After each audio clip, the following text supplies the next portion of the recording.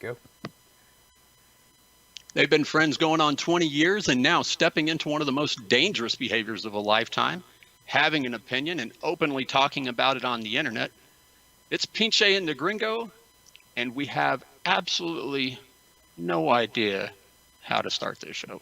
Yeah, well, there's a lot of things happening right now, and some of this stuff I kind of expected to happen, but not to the magnitude that they did. Well, maybe I did expect it to be the magnitude that they are. I don't know. I think this is a trying time. Our thoughts go out to George Floyd and his family and friends right now. Uh, I don't want it to be completely about this. We are talking about protests and riots, but I think we kind of have to acknowledge the fact that this is kind of one of the catalysts for these protests and riots. Yep. Yeah, there's a lot, there's so much going on, so much to read into. And the fact that George Floyd lost his life in the manner that he did at the hands of the folks that he did. And now the actions and the things that we're seeing going on in cities, not only in our own country, but worldwide, is phenomenal. I mean, we've stood at different instances of time in this country, and now there's another new mark in that board of, but it can't just be another mark in the board. We have enough marks in the board, so let's hope that from this mark forward, this is the mark that's the indicator that something's going to change. Yeah. Because I'm reading. I think you and I talked about this. We've tried. I'm trying to find the best voices to listen to, but it is so difficult to wade through 99% of unfortunately trash and filth to find a valid voice. Yeah, because you have to.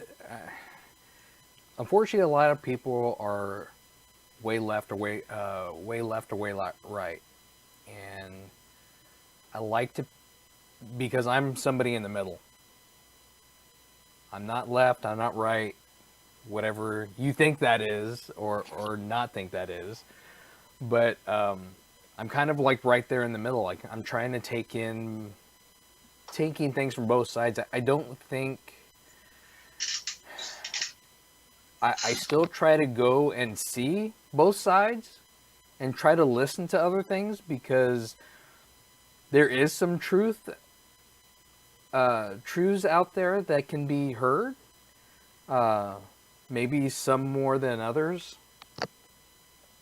But I think this is just a place where we need to talk and just get it out there and express each other, because right now is the reason a lot of this stuff is happening is because people aren't understanding other people. That fits. The thing that and in the worst way to do this, to simplify. I hate simplifying it, but it's like, you remember you do something stupid, and your parents or a mentor or somebody of value tells you, "Hey, that's stupid." Right. And then you turn around and do the exact same thing again. It's like the finger in the light socket thing. Ow. Ow. Yeah. That's what we're seeing. And so we run into a situation of just grotesque police brutality. And we have voices from every age, every level, every sexual orientation, every race, getting into the streets, and all of them, right? All of them, every single one starts with, the protests were peaceful.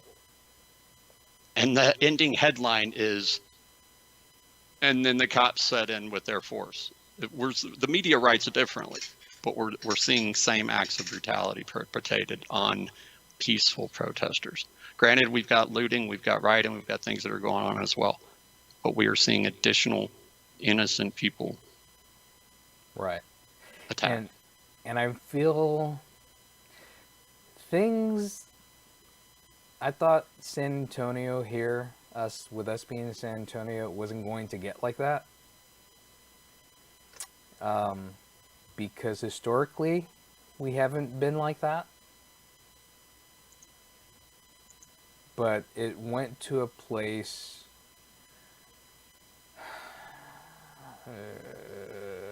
I don't know if I can say if it shouldn't have gone to that place.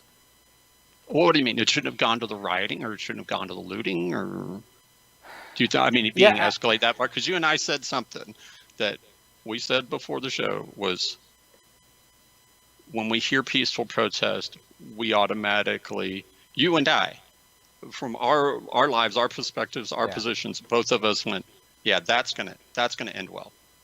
Right. Because of what we've seen, period, around the world. That's what being sarcastic about it, though. Right. Yeah, it's not going to go well.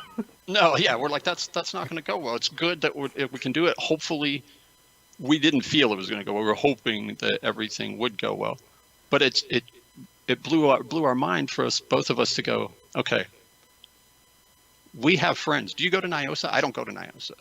Yes. But I have tons of friends who go to Nyosa, right? Mm-hmm. And through whatever level of police presence is there, there's obviously a joyful attitude among the crowd, which makes it more manageable. Right. Because you don't have a large group of people coming up on police officers and yelling at them, which they should be able to take, but they're yelling at them to a point where I don't know, if somebody is coming up to me and a group is yelling at me, I would like to think I would just turn around and walk away. Police can't do that, but do they have the training to be able to, take that in and say, well, it's not at me. Well, it is and it isn't. It's at the people that you are representing. Yeah, it's what you stand for. It's what you stand for, yeah. Yeah. Unfortunately, it's wow, this is a really poor connection, but it would be very similar. It's I'm calling my bank, and I'm going to cuss the rep out because of the bank.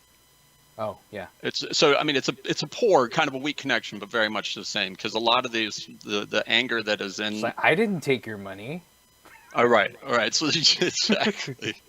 So we have people that have that anger, and I've got my aggravations. I'm not gonna preach to the fact that I don't. But we have everybody across the city with different experiences, and with our own police, police from other areas, and that's what's there now. And so they're in a position to voice that, and they take that opportunity to do it, which is difficult to say, because if you look at what happened with St. Louis's protest, right?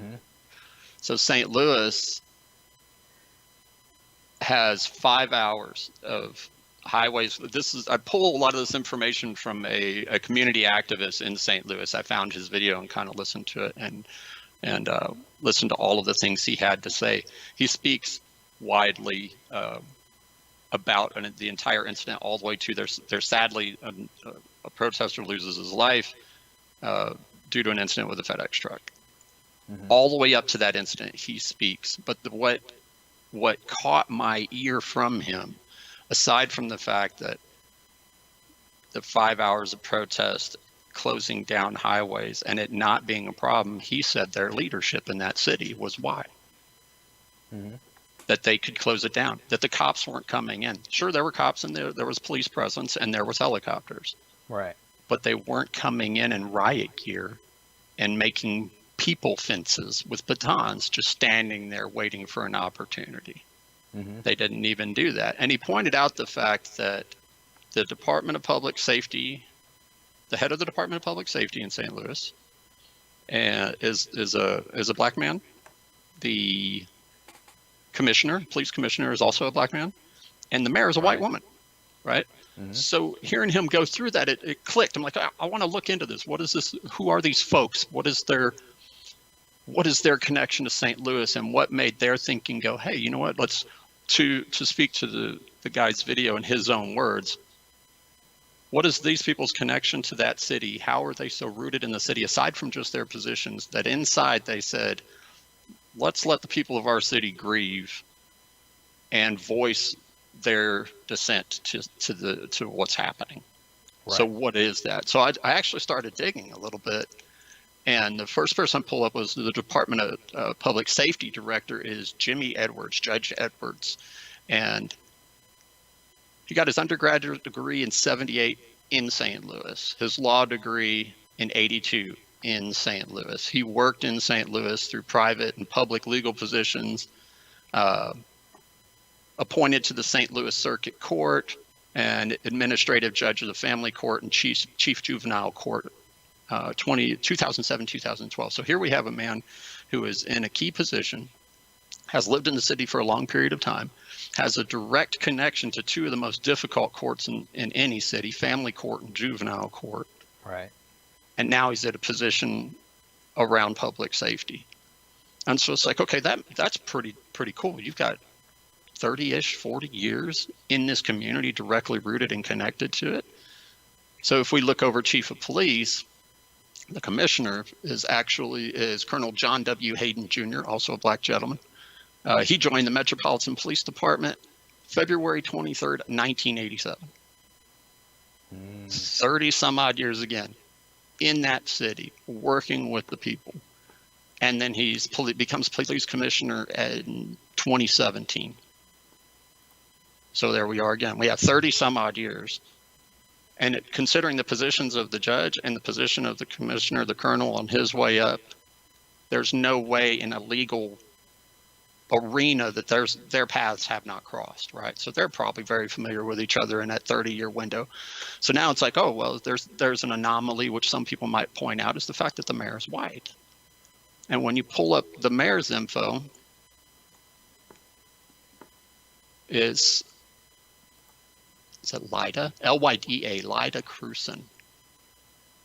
April 2017, she became the mayor. She's been in St. Louis at minimal 20, almost going on 30 years. Oh, wow. Still living there. And she was also an alderman for a good number of years. So she's been in these council and municipal type of positions for a long period of time. So we would also be able to say potentially that her circle overlaps the judges and the colonels. Right. So how much do we think that, like to Brandon, I'll just use his first name, to Brandon's point in his video, that these three members of leadership, I'm sure others were involved, but these three were the ones he specifically mentioned. How much do we feel that community long-term living, essentially being in that community connection to the city as they grew and the city grew, right, and their positions grew? Is that what we think? Is that one of the key things? Is that one of the reasons we can look across the other 100 numbers of cities in the United States and we don't find similar aspects or values? How much bearing do we think it had on the decisions to go, let's let our citizens of our city breathe and grief? Mm-hmm. Because he made it a very valid point. Full 5 hours, peaceful, no looting. He mentioned somebody talking about looting, and the group itself is pushing back on those folks. No, don't do that. No, don't do that. So they're the group policing themselves as well. I think we've seen some other instances of that around other cities, though, right? Yeah. So is it a failure in leadership? The reason that the cops feel emboldened enough at this point in some of these peaceful protest areas to just go out and start attacking peaceful protesters under the guise of, hey, we're going out to maintain order and stop rioting, but we're going to attack people who are just walking down the street. Yeah, I mean, I saw some or of those that. anomalies. I saw some of that, but the thing is, a lot of the times it happens is like a bottle gets thrown at a cop, but some of the police officers, they're in full riot gear. They have shields. The chances that a bottle is going to hurt them is very slim, if anything, I'm sure it didn't. But I know it upset them, so they pull out their rubber bullets and hit them with the rubber bullets. And seen people get hit with rubber bullets in the head, and those, okay, because you hear rubber bullet, the majority of people tend to think that that's non-lethal. It's never been called non-lethal. I think they call it less lethal. Yeah, less lethal is the appropriate term. But you can die from a rubber bullet. We've seen a couple instances, at least 2, of people losing eyes. Yeah. During these protests in different cities. Mm-hmm. They're using that. They're using. I don't know as much about the wooden bullets, but they have those too. But I'm sure that could cause some damage as well. If you get shot in the eye with a wooden bullet, you're probably losing your eye. Yeah. And then why are people being shot in the head? I think that I believe we have at least one report out of Austin where they basically positioned snipers with rubber bullets. Mm-hmm. Can't speak to the legitimacy of the projectiles or the types of guns or whether you could shoot that distance, but downward with a very lighted weighted ball, you can definitely get some trajectory and some proper aiming in. But we're aiming for the head. This is a less lethal projectile. Then that means if it's a less lethal projectile, that means the person holding it is failing to be less lethal. Right. If you're purposefully, I don't know, maybe I'm wrong and it's just an opinion, but I've never heard, hey, we don't want to hurt them too much, aim for the head. Mm-hmm. Right? Yeah. Those sentence just doesn't seem to be pretty accurate. So it doesn't make sense. And within the people that are being targeted, why are these people being targeted? Are they in the middle of breaking into that Louis Vuitton store and grabbing a purse? So they're obviously rioting and looting. Mm-hmm. Which, how many stories have we seen that that's what the cops are shooting people for? I haven't seen one. And if you have one in the chat, by all means, post this stuff. I mean, because you can only trudge through so many. I've seen like pictures of people that have stuff, but they have a big smile on their face because they have stuff. Yeah, I haven't seen any looting stopped. No. By rubber bullets. I've seen protesters who are just occupying an area. Very familiar to just harken back to Occupy Wall Street. Mm-hmm. That's what they were doing, right? They were occupying Wall Street. How were they cleared out? They didn't start fights with the cops. Yeah. New York cops were given carte blanche and they just attacked unarmed civilians. Mm-hmm. Same thing. Rubber bullets, batons. Tear gas. To what benefit?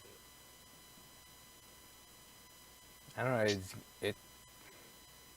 It'll clear the area, but it exacerbates the situation. Yeah.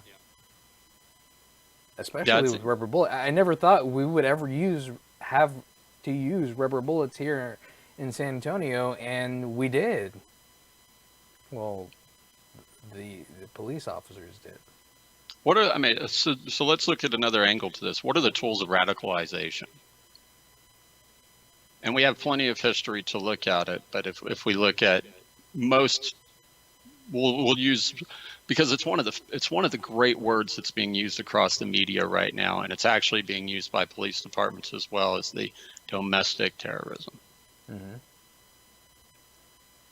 That's wording to be able to label a person something so that you can strip them of their rights. A person breaking into a Louis Vuitton store is not a domestic terrorist. they are a robber. Right. That's what it's called. Mm-hmm. But what are those tools, right? What do we normally hear from it? It's anger.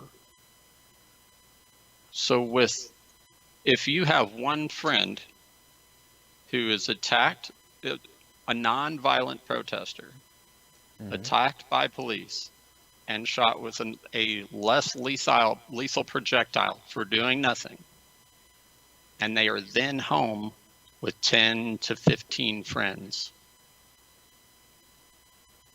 Now you've gone from one potential enemy to 20, right? It's the pizza thing. If you have good pizza at a great restaurant, you tell 10 friends. If you hate it, you tell 20. Yeah.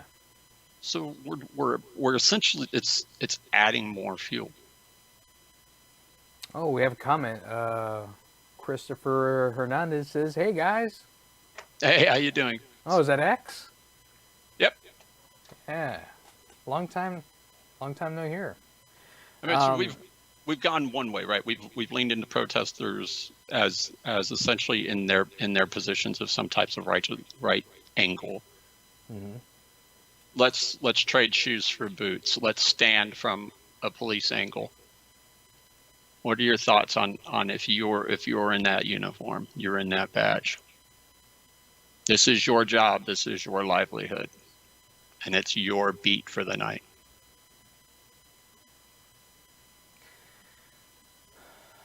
I don't think I can answer that as. It's kind of a shitty trick question. Pardon the verbiage, but it's hard. It's hard to answer that question. Number one, I wouldn't put myself in that situation because I would never want to be a police officer. I think a lot of I think a lot of them are good people. I think with everyone, they're bad apples. With any group, there's bad apples that spoil the bunch. Yeah, and I've seen that argument too, which people and oh man, the amount of volume that are like, no, you can't say that. It's like, let's get beyond to that aspect. So we kind of look at an individual officer. It's very hard to make any assumptions, moral values, the fact that they've also got to do the same thing we do every day, which is try and keep a roof over our head, keep our bills paid, and feed our family, which is essentially priority one is your self-preservation and the preservation of your family, and then reaching out. But if we look at we touched on this on previous shows, and we talked about systemic violence and systemic racism. So let's go above the individual officer and let's go to the larger group of officers, because we're going to go back. We'll go back to the protest side and riot and looting side, and we'll look at it same at that higher level here in a minute. But let's look at the police side and talk to some of those issues from historical research to now. So what are the things that we see opinion-wise that we think helps reduce this nature? That will reduce it? Reduce then well, I don't know if it's, you might have been going in a better direction with that. Yeah. Because I think what I was leaning to was the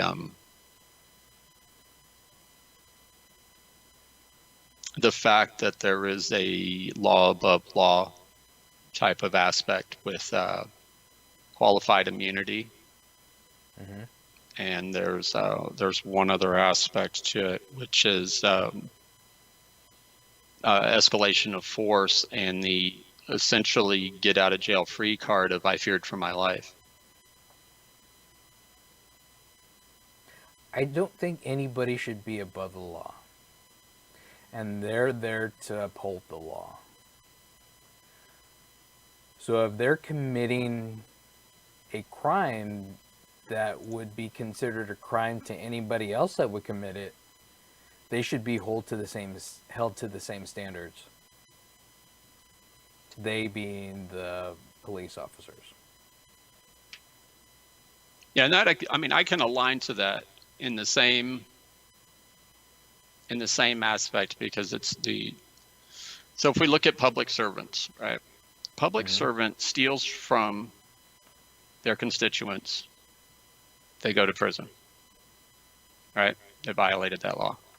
They don't have any type of, I think actually they have a qualified immunity to not be held, not to face liability. So if it's a county tax person and they skim $1 million and get popped for it, I believe the qualified immunity might also apply to that position as well, in the fact that they're not legally liable for the monetary. In other words, you can't go, or civilly liable, you can't sue them. You couldn't, as an individual, sue that person. They get the qualified in that aspect. The legal venue still travels the way it does, but we have there seems to be a totally different aspect of that for the police. It's a blanket. I feared for my life. Now there's situations. I've watched videos. I've watched a number of cops. I'm very much an empathetic person. I cannot stand to see people get hurt on videos. Right. The things people watch and laugh at when some dude falls on their face makes me cringe and physically hurt. I just can't do it. But a lot of the most socially disturbing things that come out, and they're like, the body cam clears the officer. I have watched a number of those to try and understand what were the seconds, if that even mattered, for this officer to make the decision to utilize the tool of last resort, his firearm. Yeah. And then, have you ever heard the 21-foot rule? No, what's that? Had no idea this existed. Actually, Ken's 5 did at one point here. They went to our training academy and tested it out. Within 21 feet, an assailant can get to you before you can draw and successfully get on target and discharge your weapon. So within that 21 feet, anytime an officer is within that 21 feet, that's got to be a change in mental thinking from a situational awareness to almost a situational preparedness, maybe. But it's what do we change? But they should be trained for this kind of thing. They're taught to be able to react. They're supposed to be taught to be able to react the right way.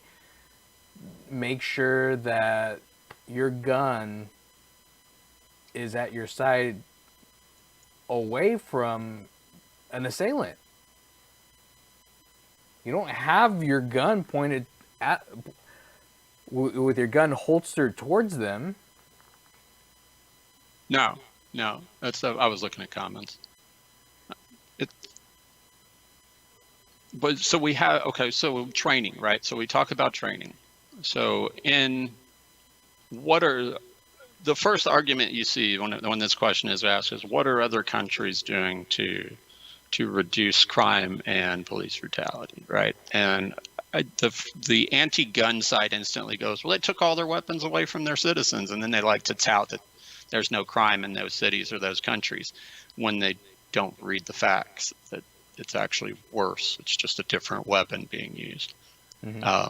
But one of the things we talk about, and this is something in karate, which I'm glad I'm taking now. I wish I would have taken it much younger. I still have to battle with my own self-de-escalation, not only situational de-escalation. So the ability to put yourself back into a right frame of mind versus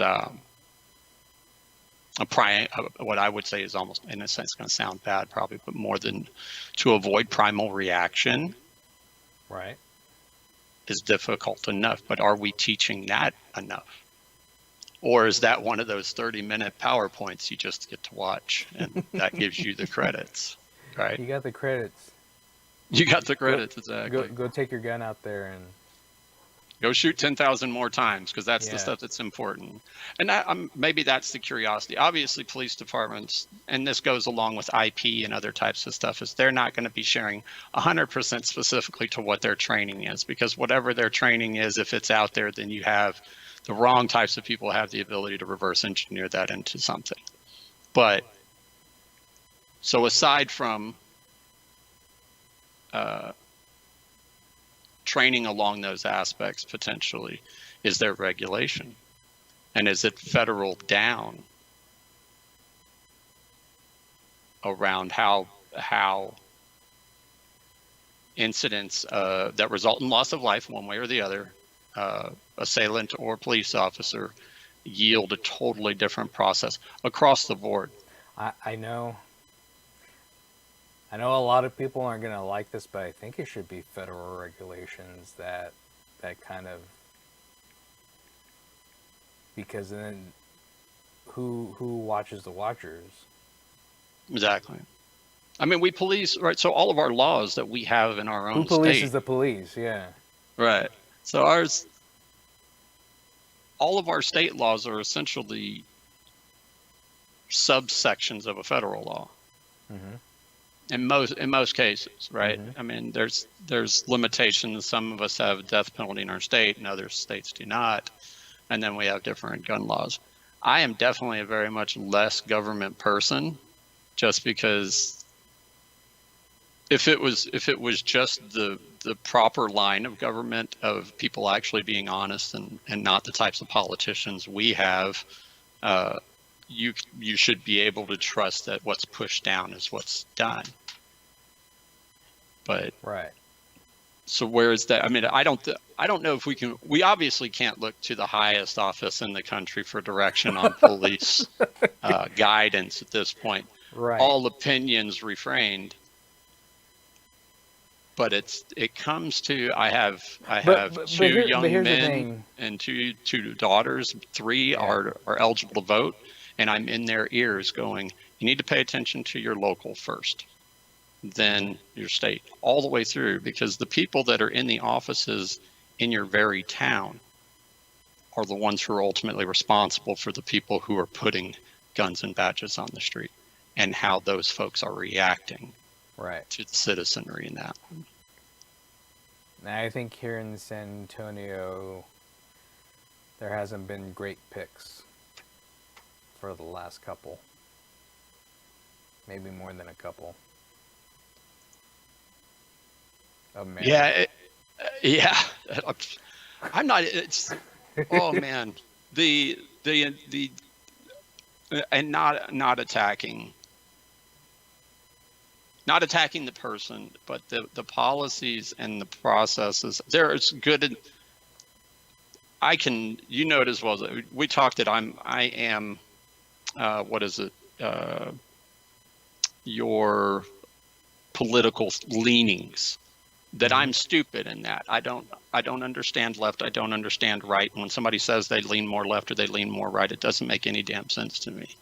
Right. I can't instantly think to that. I would legit have to go, yeah, I'm a little more left leaning. After I finish a conversation with that person, I'm gonna have to go to the internet and recheck what left leaning means or right leaning means. It's just how my brain works. And but that's what a lot of people in the middle have a problem with. The individual leanings to one side or the other? Yeah, because you're in the middle, because you like aspects of both and you hate aspects of both. Yeah, that fits. But also the fact that I despise all politicians. Like, I mean, you're my friend. But if you ran for office, I would still classify you as a POS because you're a politician. We'd still be friends, but I'd still call you a piece of whatever. I despise all politicians. I've not liked presidents I've voted for. For president.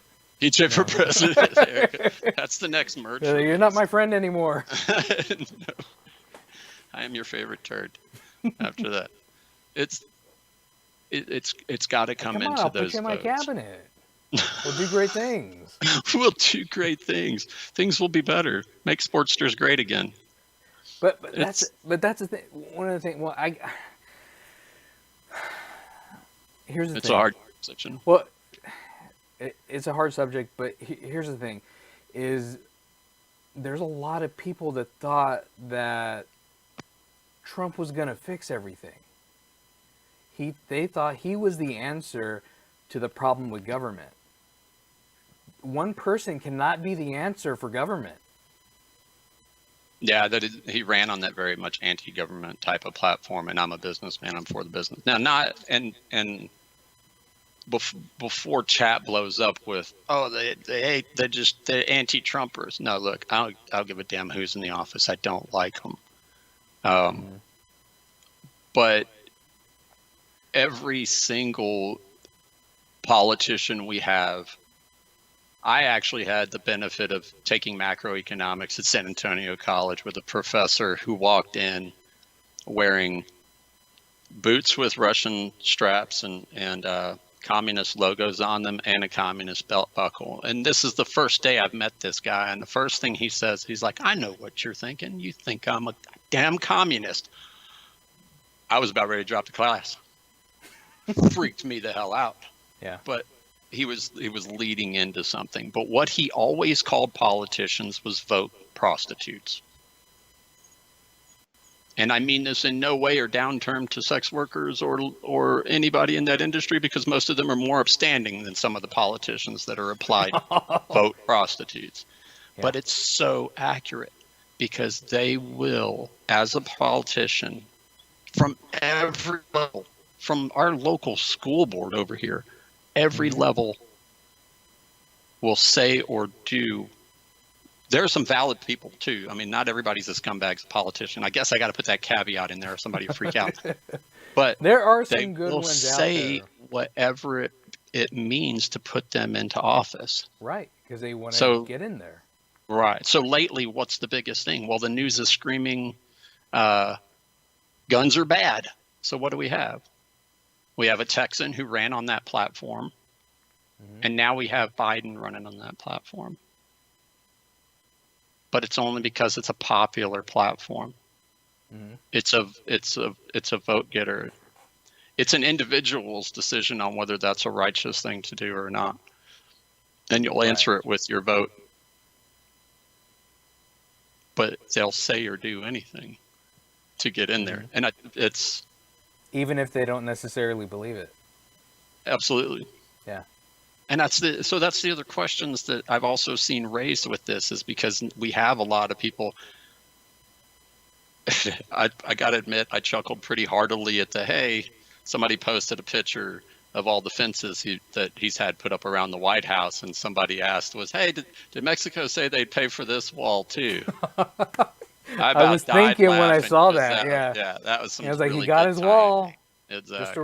Just around the White House, but he got his wall. So I'm not trying to. I'm not attacking the man directly. I can't do that. I'm in a position where I need to just kind of play on both sides of the fence all the time. No pun but if intended. we look at our choice, all right, that's true. I should have said wall, right? But if we look at our choices, I really thought 2016 was going to be the worst crap we could ever see for choices on a ballot. And then the voting system decided, here, hold my beer for 2020. And these are our choices. A senile anti-gun nut, which is what I'm seeing. It's just a lot of the stuff he's showing is really weird. And I'm going to go back, I'm going to say this, but I'm going to go back and I'm really going to look at his actual record for the 8 years that he was vice president and see what he did. But we have no movement or effort from him as he's vice president. So why should we give you 4 years in? But to the other argument, which is obviously going to be flying down in the comment section below, status quo in the recent few days and recent weeks has proved that he is also not fit. Current Democratic candidate not fit for presidential office. Current Republican candidate and POTUS not fit for public office. And that's solely based on the treatment of the citizens that are the ones who are supposed to be casting a ballot into that box. That's my impression. And I wonder how many more folks he's turning in that. Or is his whole base steadfast in another 4 years? I don't know. I mean, it's really, it's always been for the longest time that you vote for the best of the two evils. Yeah, that is the saddest thing to. That is extremely difficult. But I mean, when a lot younger, probably the last two elections, that didn't make sense to me. I'm like, I just can't pick the shinier turd out of these two. I just can't do it. I need a candidate that fits the bill. But There's never going to be a candidate that fits the bill. Right. So there isn't. as I grow, and I mean, I'm in my 40s, mm-hmm. and I start to grasp a little bit more to global history of politics, for one, as well as current event politics, then I start to look at individual pieces of policies and go, that's their platform. That's why I lean to voting for this person or that. But man, it's the last election and this one. It's an NCAA buzzer beater for me. I'm walking into the box going, I'm going to vote for, oh, damn, let me think about this again. and you're running it all through your head again.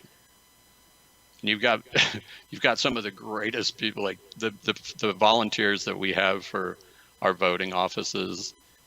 I see them every year at every local vote. I'm sure they don't know who I am, but I recognize their faces. So that's the other thing, young folks, get out and meet these people. They're volunteering for it. But when you stand it, these people are just kind of behind you. Yeah, but sometimes they drink their Kool-Aid too. True, sometimes but yeah, I've never had any of them. I actually park specifically within the polling signs, so you can't walk over and talk to me. Mm-hmm.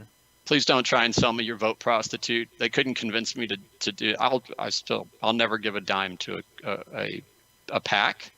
I don't care whose it is, and I'll never give a dime to a candidate for office. Mm-hmm. It's the only things I will hold steadfast and true to. Because I'm tired of thinking that money buys a vote too. Yeah. So we know 2020 is going to be a lot of fun come November. Let's switch to that other one. We got a little bit off on a tangent. We still have a little bit of time. So we looked high level, and we talked about federal regulation potentially that feeds down to police, not totally from the highest offices of regulation and federal law, more in a state aspect, and that's the folks we have to be looking at going forward. So now it's kind of switch gears, and let's look to the larger grouping of the protest, add in rioter, add in looter. Are those even separate things? We know protester, looter, rioter, separate things. Right. At least they should be on the surface. I'm here to protest. That's what you're here for. You're going to protest. Mm-hmm. Whether you turned into to the others or not, whatever. But are they the same thing? Or are they all three different classifications? And I lean to the three different classifications. I would lean to the three different classifications, yeah. What pulls you to the three different classifications? Well, what pulls you to the three classifications? Oh, man, I got to lob it back on my end of the court. Yeah. Actually, it's pretty easy for me to lean it into three, because we had at the very catalyst of folks going, we're marching, mm-hmm. right? Those folks are at their core heart protesters, and they're protesting for the reasons. They're doing it for the right reasons. Yeah, they're doing it for that core reason, right? Mm-hmm. I mean, everybody will splinter the reasons out as far as they can, like shards and shattered glass. But they're these core folks who were going down to protest, and those who continue to this day, mm-hmm. who are going down to whatever city they're in and protesting night after night in that peaceful way, whether it's just being present in that area, that's a protester. Right. Looters, rioters, I think looters just, that's the opportunity, man. They're going down that for it. Yeah. And I would classify the vast majority of the first ones to bust open glass, young teen, very young adult. Mm-hmm. Rioters along in the same thing. Right. So where do we want to venture down conspiracy tinfoil hat trail with rioter, or do we stay within the bounds of what we've seen the most evidence for? We can go with, but I like to bring up a thing here. Chris says Biden 94 crime bill was remove minority fathers from their homes. Without a father figure in the house, they're not likely to learn to respect authority. First unquestionable authority they hit is police. I want to put that for a follow-up. But here's the thing: is that I'm gonna look that up, Chris, the '94 Biden crime bill, and dig into that a little bit. We'll bring it back with us because I want to see what's in there. I have seen some stuff on that, and I agree to the. Well, actually, Vince, I think you and I can speak to that, right? Yeah. With ours weren't yanked from the house, right? Our things happen with families. We all completely understand that, right? How was your? Let's just go down his path, and then we'll lean back. Okay. How did you change? When did your parents separated, right? Yeah. When did that happen? What age were you? Oh gosh, when I was one. One. Not even one. I think I was 10. Mm-hmm. All them cool memories that you keep really solid. No, I didn't have that. I didn't have that father figure in the house, so I don't think that has any bearing. Having a father in the house doesn't have bearing on you being taught of you to respect authority. I would almost grab to that. Chris mentions he was 14 when his occurred, and I think him and I might align on this one. In your situation, and the majority of kids who are completely absent a father figure from the start with a good authoritarian other parent. Mm-hmm. So maybe we don't even say it's father or mother. I don't know if we need to go that political correct, but we'll go through traditional nuclear family. Right. So very young, very little interaction with your pops. He's out of the picture. Your mom's your authority and respect figure. Right. I think I think opinion, you're probably on a better set of rails. You know what I mean? Because at my age and Chris's age, we've had that authority figure in our presence nonstop for 10 years, 14 years of our life, and then to be without it. Well, we got some comments on this. So JR says, I had a father figure and I directly opposed authority because of him. Everyone's experience is different. I think it is. I think a lot of it has to do with class level. True. I mean, the thing is, I can actually relate to some of JR's as well as Chris's for the fact that, so if in my dad's absence, I was a shit. Mm-hmm. I mean, and then I did have a stepfather. And I lean right into JR's comment right there. Yeah. I very much bucked at authority, his especially, because I didn't view him as an authority figure. Years later, just out of being an adult and realizing that, wow, I was a real schmuck, you learn different types of common respect, which we don't have. Right. So in that, so let's say we have a lack of respect already present, maybe. Do we think that's a key factor of a rioter or a looter? Or is it just an opportunist? Yeah, JR and I are the same. I think bucking authority is clearly something a rioter would do, but a rioter is different from a looter. I believe a rioter is different from a looter. A rioter goes to a protest and protests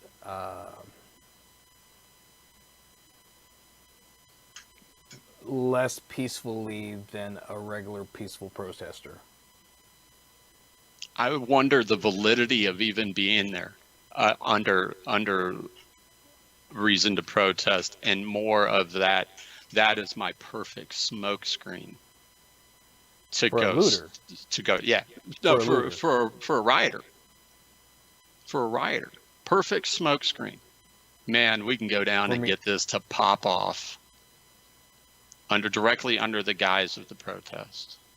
You fit in among the rest of the protesters, right? but I think You're a lot present, of you sympathize, you voice the same thing, because all you have to do is repeat what everybody else is saying around you, and all of a sudden you're a part of that crowd. And as long as you're still within the same conversations of everybody around you, under that guise, you can hurl the first brick. Nobody would even know. mm-hmm. And then it's on. Areas of growing up definitely an effect as Yeah, well. I think Jared says that class definitely has something to do with it. I grew up in poor areas with Section 8 around. That's my experience. And Yeah. mine was kind of, I lived on the south side, but I lived with a more affluent Mexican family. I lived in a big 2-story White House mansion because it was huge. And all the cops thought we were like drug dealers, but we're just, my grandfather had a party house, and he was a good businessman. Yeah. Yeah, we all have some really unique experiences for sure that definitely play into how we come out. So But I, where's our looter definition come in then? Where's our thought on why somebody uses or what? Okay, so looter's a I think separate they're just avenue jackasses. under the same, along with so like we said, we separated it kind of into two. We have a protester who's peaceful and is there for the reasons and the supporting of the Right. cause. We have rioters and we have looters that are essentially there along on the same thing. I can do what I want under the guise of the protest. It fits, right? Mm-hmm. I mean, because what is I mean, or so what's the transition point? Is there a transition point for a peaceful? I mean, because I think anybody can be like, all right, you know what? F this. I'm chucking a brick. Is that an emotional level that resorts you back to a primal aspect of anger and just disgust with the situation that's going on? And is it an I emotional think in control this thing? case it really depends. I think some of it also has to depend how you've been treated in the past by police officers. Yeah. I know me driving along doing nothing and getting pulled over and like 12 guns drawn on me just for the fact because I was driving Mexican. Somebody asked that question on Facebook, and I thought it was actually interesting looking at some of the replies. And it was, "How old were you when a cop first drew a gun on you?" Mm-hmm. From what I can remember, it was 13. And for me, it was probably, I was 20. So let's go into the reasons on why he probably pulled the gun on you. And I'll give mine. I was in a vehicle, asleep, Mm-hmm. one hand under my jacket. Okay. He has no idea what I got under that jacket. So although it sucks to look at Wisconsin Department of Public Safety's gun interface, he's perfectly justified in that drawing on me for the situation that we were in. Right? He doesn't know what I have under that jacket, which I'm lucky, honestly, that he didn't shoot me, because the first thing I did was put my hands up. Probably stained my underwear as well, but I completely. So, what was yours? Well, I got pulled over because I changed lanes without my blinker. But the reason I was stopped is I stopped on the side of the road because I saw a friend of mine, and we were talking for a while, and apparently we were being watched at the time, and they thought it was some kind of like weapons exchange or something. We're going to talk about this over beers. Yeah. We're going to travel down those paths. We were just talking. Just not on a recorded line. Nothing crossed our hands. There was never a weapon anywhere. And they pulled me over because they thought I had weapons. They had like 12 guns drawn on me before, and I had my hands on the steering wheel because that's what you're taught as a young Mexican boy when you're first driving, that keep your hands on the wheel, don't move them until they tell you to. Looking at chat, JR was 18 or 19 walking home after a 12-hour day. Yeah. He said neither one of them were in the mood, but yeah, he's the guy with the gun and the power. Well, with the power, so I complied. I didn't mean to add to your comment there. So let's travel that, right? So you mentioned something's really interesting there, and I think that's also another conversation as well. But what we were taught to do when pulled over by a cop. Right. I don't remember that section in my driver's ed class. No. Nope, nothing. No. I think I still have my driving book around here somewhere for Texas. That is not in there. So it shouldn't have to be in there. Well, no, I mean, I don't know. I've over time. But shouldn't cops be trained to be able to read people better? I don't know, dude. I've seen some crafty folks, man, that you just can't read. But I mean, over time, I've adopted a very specific process that I deal with if I'm getting pulled over by a cop. For one, my phone and my wallet are in my crotch. Mm-hmm. And as soon as I'm getting pulled over, it's like, I mean, I'm usually pretty good at calling it. I don't think I've ever been pulled over by surprise. I don't know why. I mean, there's definite potential legit reasons, which of course I paid those tickets for, like 72 and a 65 or something. But there's times I pulled over and you can just call it. It's like, I think that cop's going to pull us over. And as soon as you see him turn around, well, I'm not going to wait until he pulls me over. I'm not going to slow down. I'm not going to speed up. I'm going to keep doing what I'm doing, but I'm going to pull my ID out of my pocket, out of my wallet, and have it in hand. Mm-hmm. So as soon as he pulls me over, my hands are still on the wheel. My ID's been in my hand the whole time. Right. And I don't know where I adopted that from. It might have been from dealing with an officer at one point. And it's to the fact that I don't know what that dude just dealt with. Right? Last person they pulled over could have started shit. But when did you say that first happened to you? Like getting the gun drawn on me or getting pulled over? Getting a gun drawn on you. 13. That's a talk over beers too. I'm not saying that on the line either. There's backstory to that one as well. Well, there wasn't backstory to mine. I wasn't doing anything.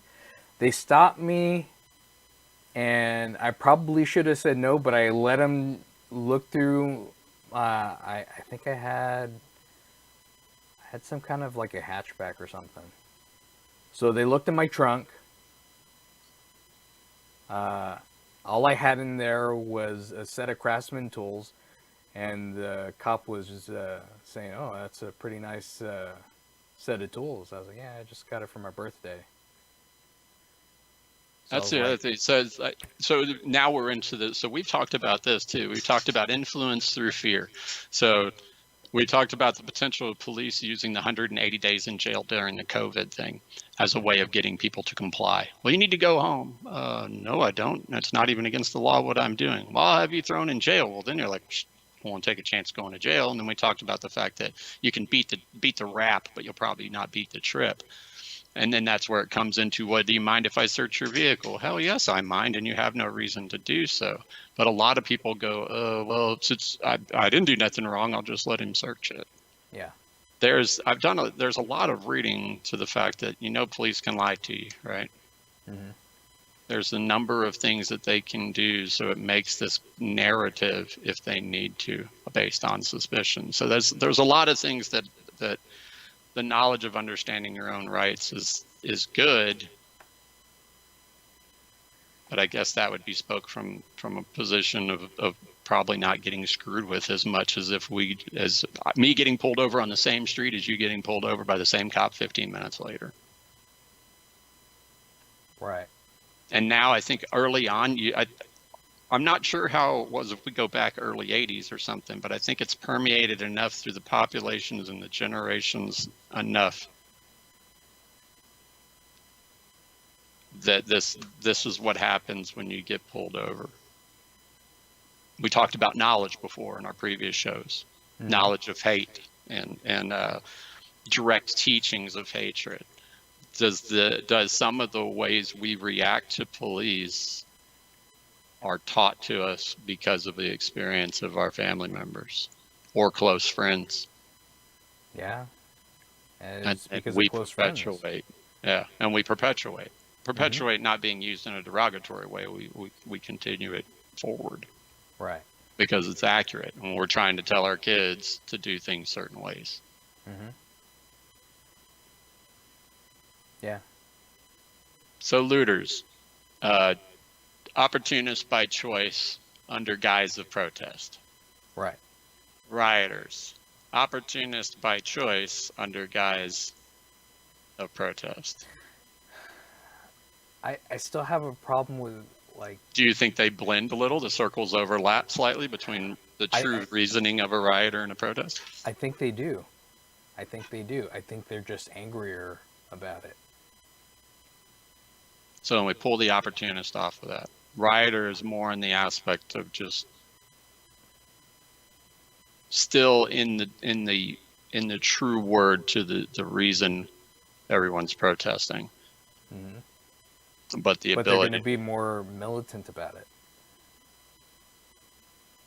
Yeah, the response is more to a violent leaning. Right. But I haven't seen undocumented shoppers. I almost afraid that I said that out loud, now recorded. That was from chat. I just read chat. That is not my statement. I just saw that just popped up right now from it. Yeah, it came across on mine. Looter description could add a feeling of entitlement.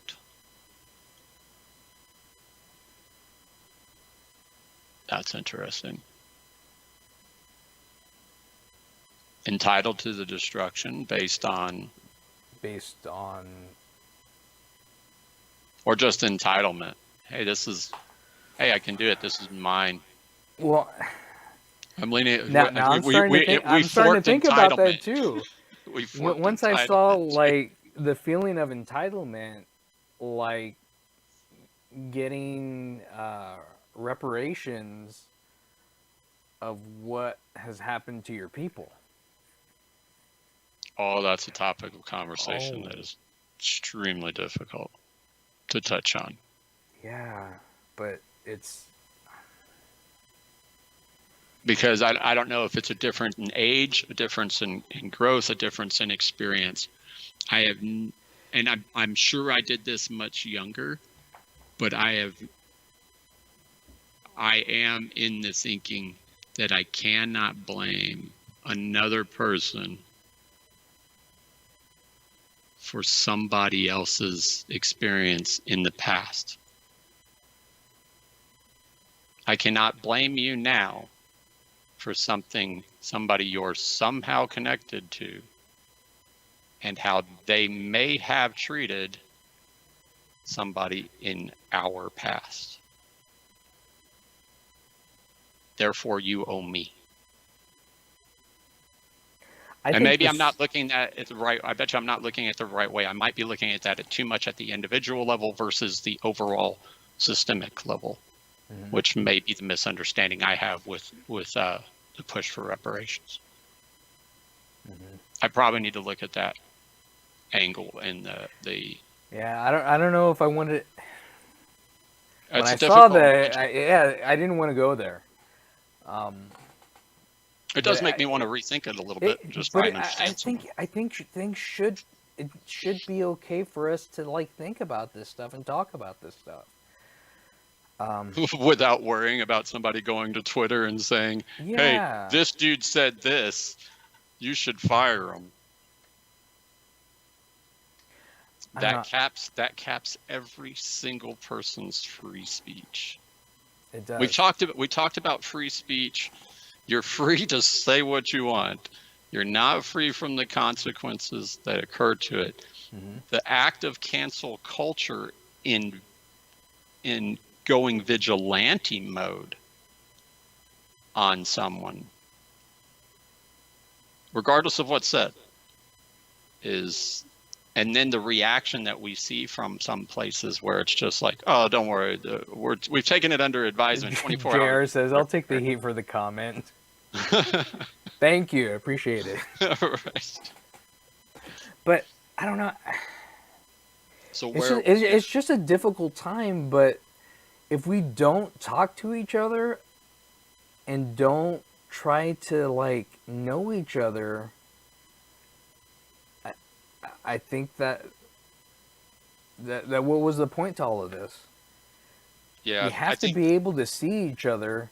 I mean, there is a point to all of this, but to you want there to be a good conclusion from this. absolutely. What is There that? will be, but we have to have more understanding from it. And you Right. can't have understanding if you're not going to talk about it.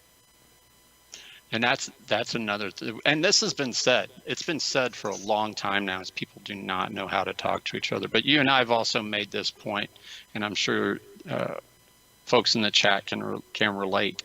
You and I can have a conversation because we have ribbed each other in ways that are completely inappropriate to HR systems all across the world in our 20 years. Mm-hmm. We have said some really just whacked things to each other, but we have a relationship that allows us to do that and then have these types of conversations. Right. So there's definitely a bridge there, because I know I am much smaller in my thinking due to the amount of conversations I've missed or not had. So the more conversations we have now, even the more better thinking I can become. Mm-hmm. And I hope that that's what we have with any viewers, is looking at that same aspect, because we talk about circle of influence, circle of concern. How tight your circle is depends on not circle being people, but of influence, your distance of things experience around you, kind of thing. There's a deal to it. I'll bring it into the next show. Mm-hmm. And here's another thing. Chris says we can't let mainstream media divide us. And I think it goes a little bit deeper than just it being mainstream media. Yeah, I actually have not watched a official news channel in probably 10 or 12 years, because I've just looked at the media for such a long period of time of them being puppets of their masters. And we've seen it with the regurgitation of the same statements made. These 150 news channels all said the exact same thing. But then we've seen reporters and anchors that have fought against that. Yeah. Very point. And they were like, no, I'm not going to say this online or on the air. No matter what you do, fire me if you're going to. And they don't fire them. But we're definitely not alone in the fact of Chris's point.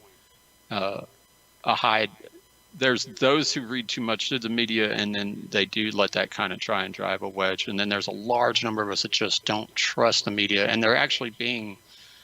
I just said I don't watch enough of it, so I'm pulling the bits and pieces I want from the resources I have. So I'm looking at social media, I'm looking at just news, protest San Antonio, click on news and dig through those, wade through those stories. So, but do you watch traditional media fairly regularly? Do you kick on the 6 o'clock news? I do. what are you seeing from the media? As far as, let's look at the presentation of both arguments, because we've seen the protest turn violent. And then you go online, you find out, yeah, it turned violent because everybody was peaceful walking down the street until 150 cops in riot gear started tear gassing and flashbanging. Yeah. We're seeing that. Is that what's happening on there? Or? Yeah, that's what we're seeing on there. But they're presenting just the protest turned violent and not necessarily that it's turned violent, because even what I saw, I know there's a lot of kids out there cussing on the news just so they can get on the news. I was like, that's kind of defeating the purpose of what you're doing. You're not a true protester going in there if you're gonna like launch off and just like cuss everybody out. Well, when I say protest goes violent, I don't mean protest goes violent by protesters' actions. Mm-hmm. I mean, we see it. To me, I think that's how it gets portrayed. And maybe Chris. But here's what they go. But here's the thing about that is done by police for them to say that they're trying to clear the area. So then they'll throw the tear gas. They'll shoot the rubber bullets just to clear the area. What's the point of clearing the area if people are being peaceful? Yeah. And we also have to play to the other side of it. New Jersey's one of the sheriffs in New Jersey who dropped his riot gear and walked with protesters. I'm not sure what's happened in New Jersey since then. So that's probably another good aspect to look at, is let's find those examples of officers and law enforcement who have partnered with protesters and reflected their own obvious angers with what's occurring. And now let's look 7 days. We're like 7 days into protest in some cities. And see in those 7 days, are we still there? Is it still peaceful in that town? Or have we escalated onto the violence? I think here in San Antonio, well, it died down last night. So it was fairly peaceful last night.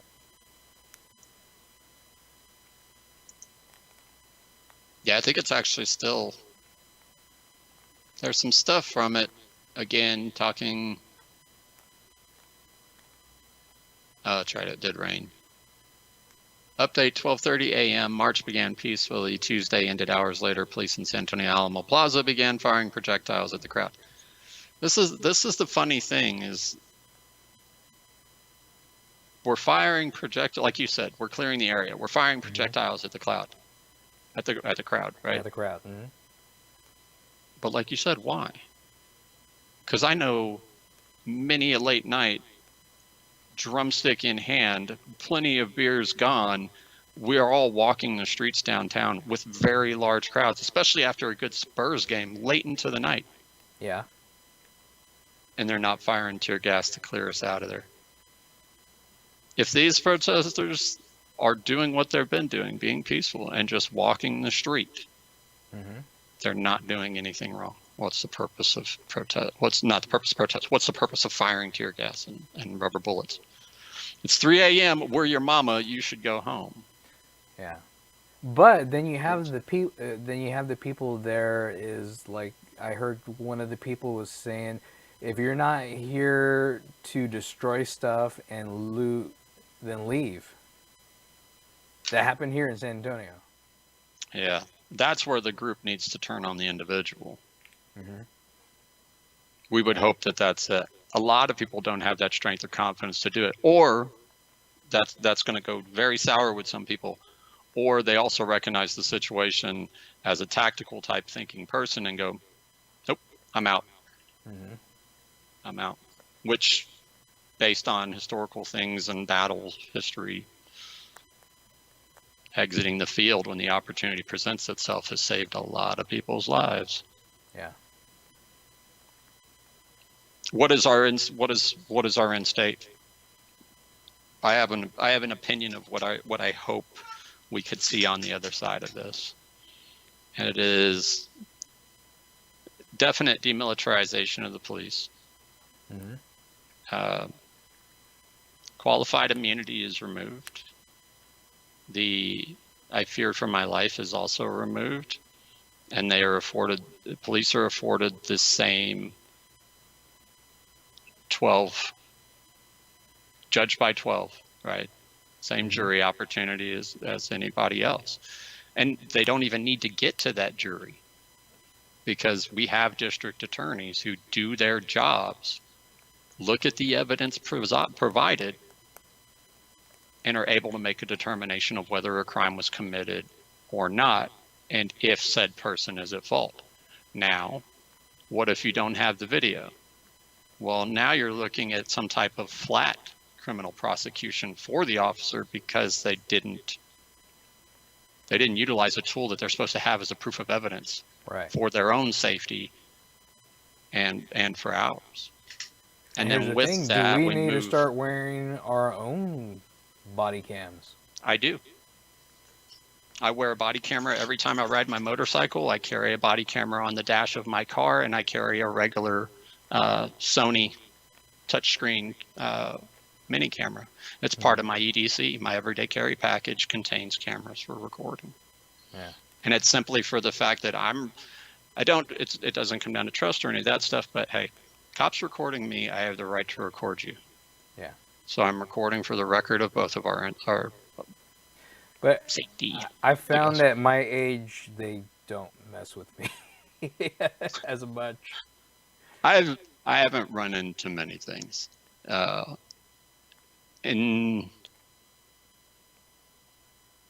ride a bike. I understand it, like when you go to like biker rallies and stuff. That's a different thing than just like everyday that goes stuff. back. That goes back into Waco, man. There's a whole other law enforcement avenue that's dirty from that. That could be a discussion to its own right, but it's if you're putting on the same level of police presence for the Lone Star Rally in Houston, the same level of police presence needs to be down there for Fiesta. Right?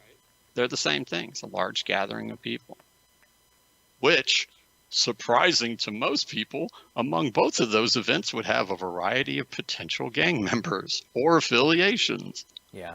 Surprise, surprise. That would be their excuse. Well, it's the gang activity. Gang activity at Taco Bell, man. We all got to buy food. There's some dumb avenues there. Yeah. But let's see this. We definitely need to see where we're at next week, which we will see y'all then. Typical Thursday, right? I don't have my calendar close by, but for Thursday, what are we going to visit? Or do we want to recap where we've transitioned at that point? Yeah. Do we want to speak to the topic and kind of carry on that, and then look to what other headlines kind of pop up for us as we go? Yeah. Yeah. Sounds good to me. Because not unfortunately, but in general, the ability to pick a headline or a topic to discuss is very much overshadowed, and rightfully so, by all the events that are occurring in all our cities. I also want to talk about some of the brand BS that we're seeing. One of your for example, yours and mine, one of our favorite movies and studios coming out about how they're so supportive, yet they were the first ones to bend the knee when it came to China whitewashing their poster.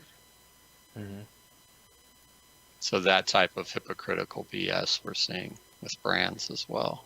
Yeah. And that also leads into the silence factor. People automatically going, someone's silent, so that means they're the enemy. I think that was actually very common with communist China during the Red Book days, where, oh, well, you're not out here protesting in the street with us, so you're an enemy. You're an enemy of the state. We're going to drag you out. So we've got to go and look a little historically, but it's very representative of what people did then. And I'm kind of seeing it now, mostly more in a social media aspect, but it's how do we treat each other without falsely reading between lines and drawing Yeah, those lines. I mean, it all comes down to talking to each other. Yep. It really does. Letting all of us just educate each other. We as citizens talking to each other. And when it comes to our politicians, protesters are yelling, rightfully so. Mm-hmm. But now is the time to just let that yell be heard in the ballot box. Yeah. Not sitting here talking presidential, don't give a damn about it. I'm talking about every time a ballot box pops up, make sure you yell as hard as you can into it. Every single election, regardless of the number of things. Don't go and vote. Every time. That is always vote. Every time. I mean, my polling station's a few blocks away. I can also do early voting. Honestly, into my 30s, I didn't understand early voting and mostly voted on the voting day. And then I started to understand early voting. There we go back to our education thing. I bet you half of our young folks who don't vote is because they really don't know how the process works to vote. Yeah. No, that's completely true. And I think that's probably one of the best things that worked for President Obama that was actually a really good volume of people who got out the vote or whatever the slogan was at that point, and how they pushed it. So I'd be curious to hear from 18-year-olds, 19-year-olds right now or even in your 20s. Do you know how to vote? Do you have questions about it? Does it freak you out? Where should you go look for stuff? Understanding the issues. Where do you look for those issues? How do you make your decisions? Is that a show? That sounds like a future show. Yeah. Let's go through that process. Let's talk about the resources. How do I vote? How do you vote? Yep, that sounds like a good one. So we'll also look at that. But be safe, folks. Keep your voices heard. Speak to your friends. Let your friends speak, especially because if they're asking questions, they're not asking out of spite. They're asking out of a desire to learn and to understand. Some of us are not as smart as we look sometimes. And it's just that conversation that's going to help it. And you'll learn something new every day. Just by asking and talking. So keep it up, guys. Keep talking. Yep. Never a dumb question. But thanks for checking us out. If you haven't subscribed to us, click on that subscribe button. And I'm Pinche. I'm the Gringo. Y'all have a good week. See you later.